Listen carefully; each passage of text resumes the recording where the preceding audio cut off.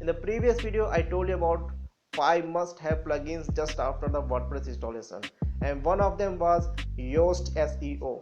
In this video, I'm going to tell you how you can customize and set up Yoast SEO for better SEO of your website. So what you need to do, you just need to watch the video till the end.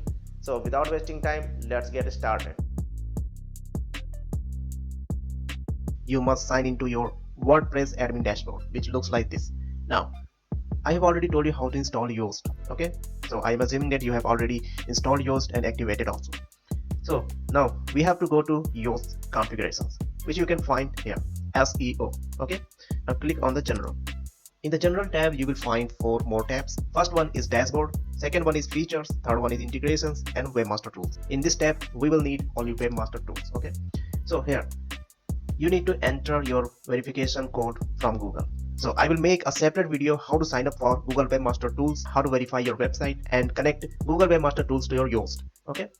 Now leave the general tab. The second tab is search appearance. It is the most important thing. Okay.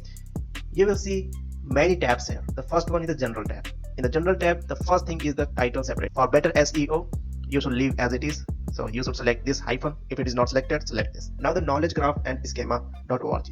So what is it? Whenever you search for a question on Google, you will get rich snippets, okay, answering your questions, which is extracted from the website. So if your website has some kind of answers, some kind of rich snippets, you should use it.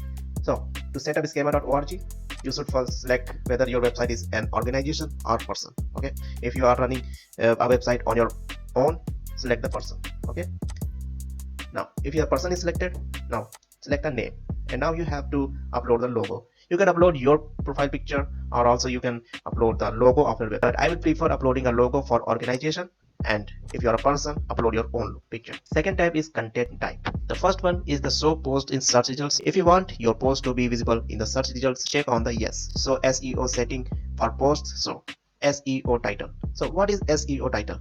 So whenever you search for anything, you would see the title like this. This is called the SEO title. Okay, if you search for my website, the search result would look like this. Here Abhi Talk Tech is the site title. Okay, here it is a short description. This is meta description. Okay, so likewise here, if you want to show the title, now the page separator, site title. Okay, if you want to change it, you can change it also. Most preferred is leaving as it is. Okay, meta description, you should describe your website.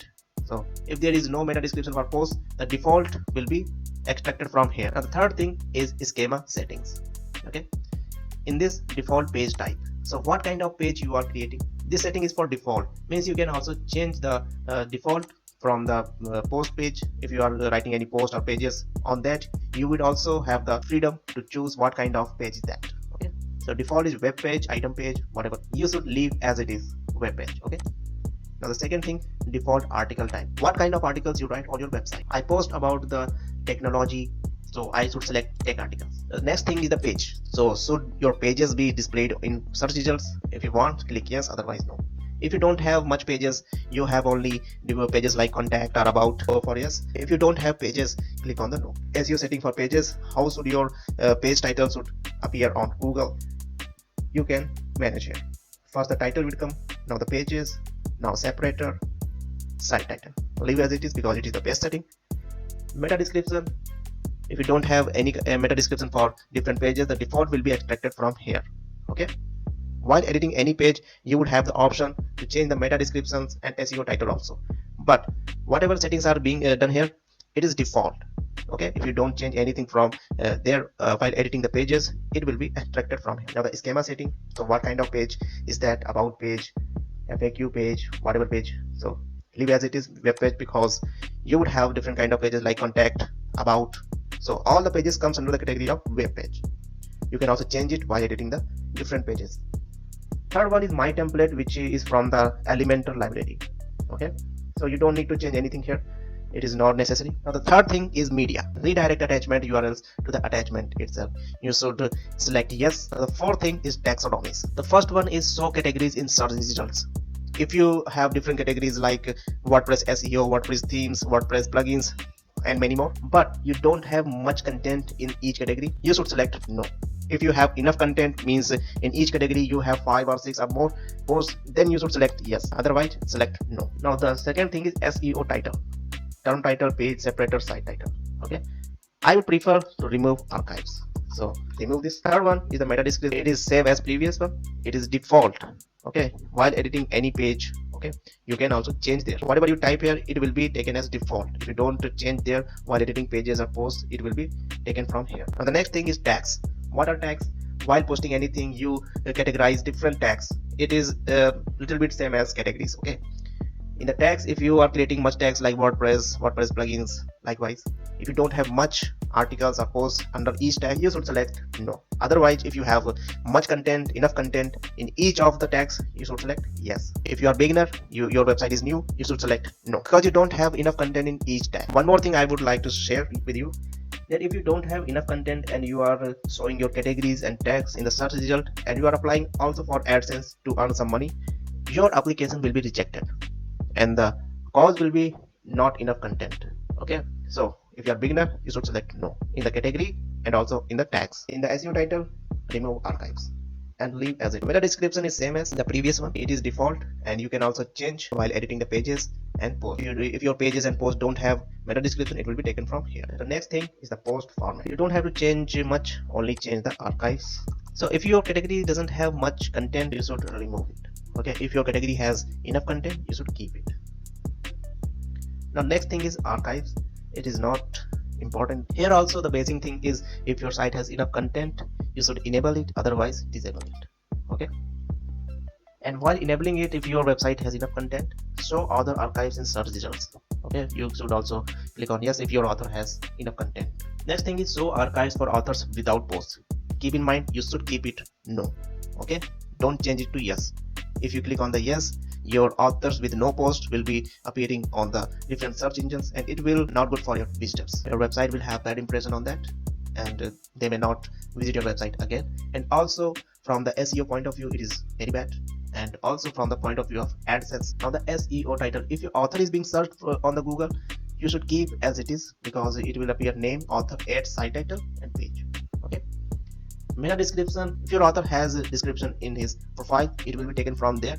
If it doesn't have any content, you can type here like if you want to describe the author is from this website, he writes in that category, you can also use that by inserting variables. Here are some variables like page, site title, title, separator. Okay, you can utilize it to type the meta descriptions. Now the next thing is date archive setting. It is very crucial. So what is it? If you search for something, okay, sometimes some posts have the date stamps or like time stamps when the post was posted. Like this, I search something and here some news are coming, and here time is given 1 hour ago, 1 hour ago, 1 hour ago, and somewhere you would see the date also. So that is the date archives. Okay, so if you want to enable that, you can click on enable, otherwise disabled. I would prefer to disable it. It depends on the category of your website. If your website is in news Nike, you should always enable it. Okay, otherwise if your website is about some tutorials, you can also disable it. Okay, it depends on the category of your website. Now the next thing is social pages, leave as it is. Now the next thing is breadcrumbs. So what are breadcrumbs? So breadcrumbs, for example, in this search result, it is website indianrailinfo.com, and here it is one separator news. Okay, and the next thing is post. Okay, so this is known as breadcrumbs. Okay, from where you came, indianrailinfo.com, then news, then railway, then the post. If you're a beginner, you are starting your website from scratches, you don't have enough content, you should always disable it. If your website has much content, much categories, you should enable it. Okay, but default is disabled. What kind of separator you would need? Leave as it is. If the anchor text from the home page, leave as it is as home. Prefix for the breadcrumb path, if you need any prefix that should appear before the breadcrumb, you can type. Prefix for the archives, prefix for the search page breadcrumbs for the 404 pages.